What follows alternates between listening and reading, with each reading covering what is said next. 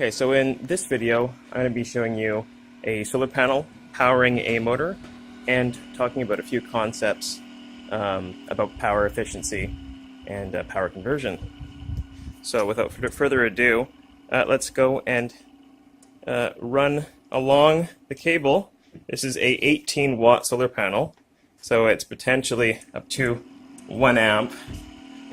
But across all this wire, and with its reverse voltage diode and all of the alligator clips with wire resistance, it's going to be pretty low. So here we go, and I apologize ahead of time for the mess of a rat's nest of wires. I would have used these drivers that I designed, but I came across a few problems with some gate drivers exploding and such. So that's why I have a mess of wires here, to show you it regardless.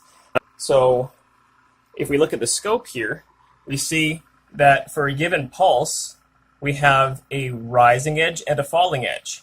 Okay, so the slope of this in the red is our inductor charging. And when it charges, it stores all the energy that goes through the motor in the magnetic field. When I load the motor down, you can see that this slope actually increases quite substantially, which means that we are still storing energy. But when I go to a point where I heavily load the motor, you start to see where the voltage plateaus. And this is the point of saturation. And this is bad because we can't actually use this energy. This is wasted energy.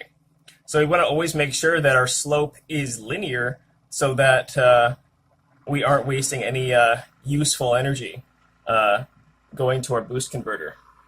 Okay, the yellow slope is just the dissipative falling edge. So the energy in the inductor is being released, going through the flyback diode into the output capacitor and consumed by the light bulb load. Okay? And that's happening right here. So some considerations for this, and of course, our MOSFET that switches on and off, and our Hall effect sensor, which I have here in the brush section, and some neodymium magnets to determine when to pulse. So I have a firing angle.